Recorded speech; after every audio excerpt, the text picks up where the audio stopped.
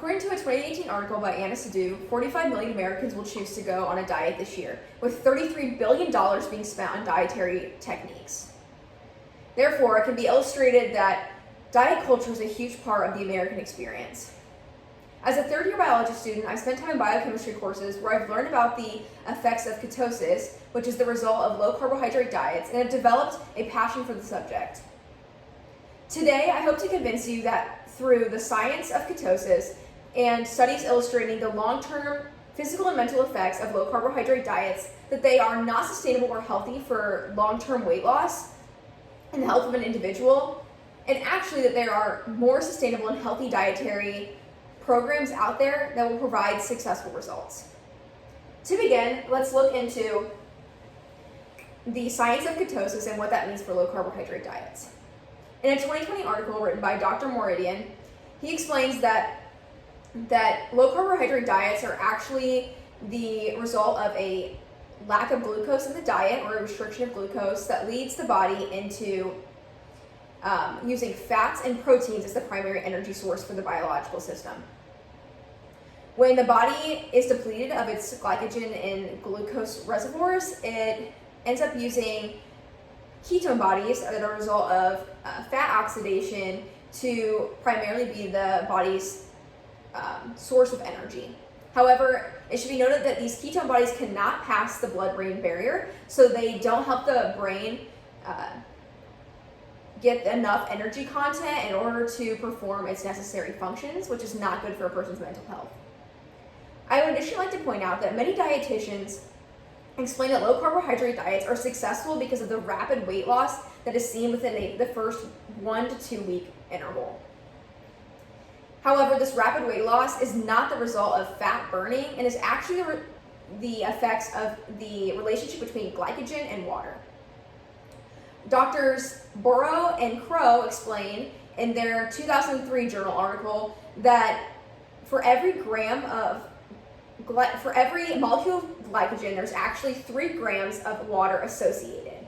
So when the body is working through its glucose and glycogen reservoirs as the result of the restriction in the diet, this water loss seen with a loss of glycogen is actually what we're seeing when we see a successful fast-term weight loss in an individual.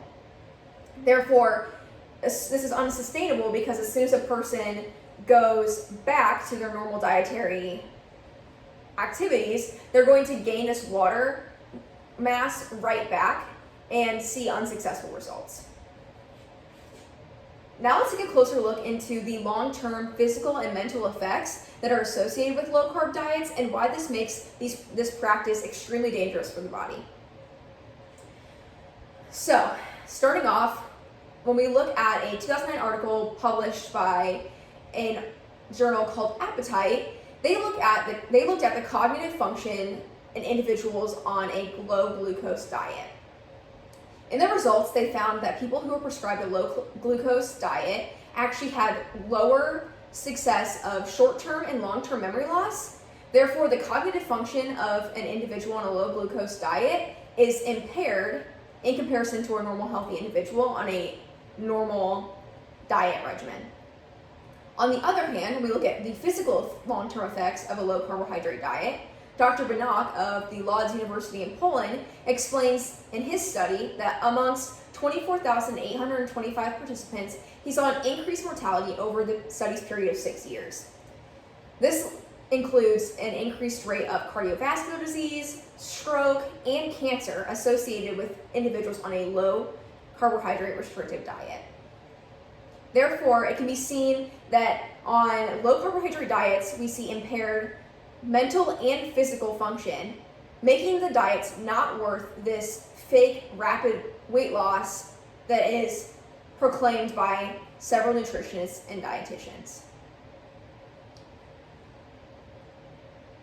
Finally, I would like to state that I understand that obesity is a major menacing problem amongst the American people, with the Center for Disease Control and Prevention explaining that in 2023, 100.1 million individuals will suffer with obesity in America.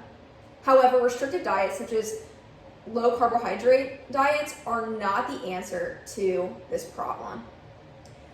The Mayo Clinic, in their 2023 dietary regimen, explained that they use a 2-week kickstart of a caloric deficit along with paired exercise to help an individual sustainably lose weight and encourage healthy habits over a second phase of their diet in which they encourage less caloric restrictions but more healthy habits in terms of nutritious foods that will help the body maintain weight loss over a long period of time.